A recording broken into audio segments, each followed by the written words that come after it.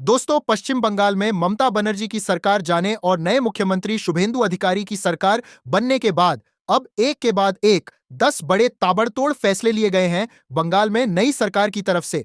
आइए एक एक करके सभी अपडेट्स देख लेते हैं। पहली अच्छी खुशखबरी देखिए। पश्चिम बंगाल में अब नई सरकार ने पहला बड़ा मास्टर स्ट्रोक खेला।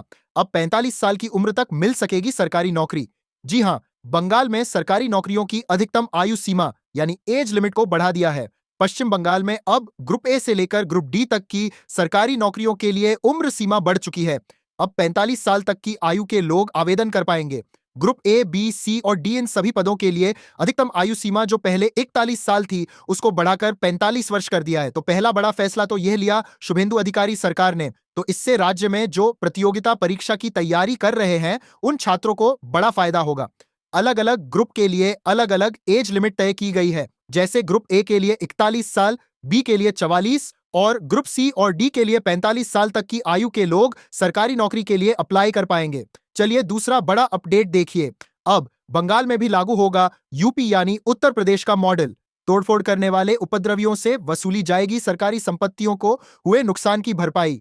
कई बार आपने देखा होगा आंदोलन, विरोध वगैरह के बहाने कई उच्चक्के बदमाश लोग, बाघ जो होते हैं, सरकारी संपत्तियों को तोड़ फोड़ते हैं, नुकसान पहुंचाते हैं। तो अब इसकी वसूली उनके खुद के पैसों से की जाएगी। पश्चिम बंगाल में भी यह नया आदेश, नया नियम लागू हो चुका है। तीसरा बड़ा अपडेट देखिए। शुभेंदु सरकार ने एक और बड़ा फैसला लिया। 7 राष्ट्रीय राजमार्गों को एनएचयूआई और एनएचआईडीसीएल को सौंपने की मंजूरी दे दी है। यानी बंगाल में 7 नेशनल हाईवे स्टेज पर अब केंद्र सरकार का कंट्रोल होगा। बंगाल की नई सरकार ने यह नया फैसला लिया है। चौथा अपडेट देखिए। अब बदलेगी पश्चिम बंगाल में रेल नेटवर्क की तस्वीर भी।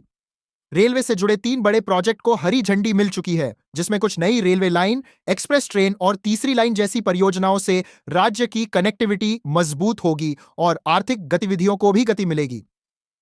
केंद्र सरकार की तरफ से बंगाल में किन किन नई रेलवे परियोजनाओं को मंजूरी मिली है, खुद रेल मंत्री ने इस बारे में जानकारी दी और डिटेल्स भी आप देख सकते हैं स्क्रीन पर। अच्छा, अगला अपडेट देखिए आप। बंगाल में लागू हुए दूरसंचार नियम 2024।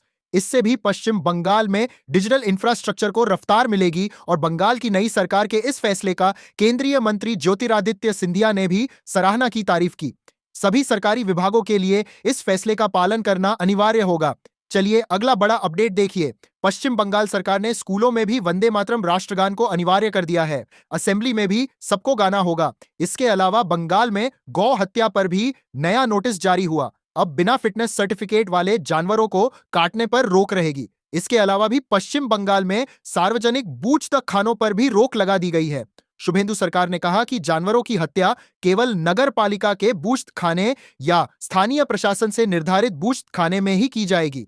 इसके अलावा बंगाल में बीएसएफ को बांग्लादेश बॉर्डर फेसिंग के लिए जमीन भी मिलेगी। पश्चिम बंगाल के मुख्यमंत्री शुभेंदु अधिकारी ने भारत बांग्लादेश बॉर्डर पर फेसिंग के लिए बीएसएफ को जमीन प्रक्रिया देने की शुरुआत भी कर दी है। मुख्यमंत्री ने कहा कि अवैध घुसपैठ से निपटने के लिए 45 दिन के अंदर अंदर यह जमीन गृह मंत्रालय को सौंप दी जाएगी। वैसे आपकी जानकारी के लिए बता दूं, बांग्लादेश से बंगाल की लगभग 2216 किलोमीटर की सीमा लगती है। यह मानचित्र के मैप में आप देख सकते हैं।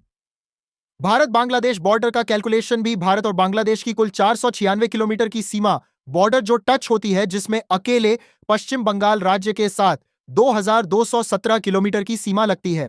बाकी कुछ असम, त्रिपुरा, मिजोरम और मेघालय राज्यों के साथ भी कनेक्टेड होती है। तो इस सीमा पर अवैध बांग्लादेशियों की घुसपैठ रोकने के लिए भी बीएसएफ को जमीन दी जाएगी बंगाल सरकार की तरफ से। इसके अलावा बंगाल के भी सभी स्कूलों में वंदे मातरम राष्ट्रगीत गाना भी अनिवार्य कर दिया है। न सिर्फ यह गाने का आदेश दिया, बल्कि शुभेंदु सरकार ने इस आदेश का सख्ती से पालन करने का निर्देश भी जारी किया है। और इतना ही नहीं दोस्तों, इस आदेश का सुनिश्चित रूप से पालन करने के प्रूफ के रूप में बंगाल में सुबह की प्रार्थना में जो सभी बच्चों को राष्ट्रगीत गाना अनिवार्य किया है, इसका बकायदा स्कूलों को वीडियो रिकॉर्डिंग रखना होगा ताकि प्रूफ ऑफ रिजर्व सुनिश्चित किया जा सके कि हां, बंगाल में सरकार की इस आदेश की पालना हो रही है। बंगाल के सभी सरकारी और सहायता प्राप्त स्कूलों के लिए यह नया आदेश जारी हो चुका है। जो सुबह सुबह की प्रार्थना होती है स्कूलों में, उसके साथ राष्ट्रगीत वंदे मातरम अनिवार्य होगा। चलिए अगला अपडेट देखिए। बंगाल में भाजपा सरकार ने एक और बड़ा फैसला लिया। राज्य स्तर के कार्यक्रमों में पहले क्रम में लगेगी शुभेंदु अधिकारी की तस्वीर भी। जी हां, भाजपा बंगाल की इकाई की संगठनात्मक बैठक में राज्य अध्यक्ष समक भट्टाचार्य ने पार्टी अनुशासन और संगठनात्मक मजबूती को लेकर यह कड़ा संदेश दिया। यही वजह है कि पार्टी के जो भी कार्यक्रम होंगे उनके बैनर में नेताओं की तस्वीरों के क्रम में सबसे पहले बंगाल के मुख्यमंत्री की तस्वीर होगी।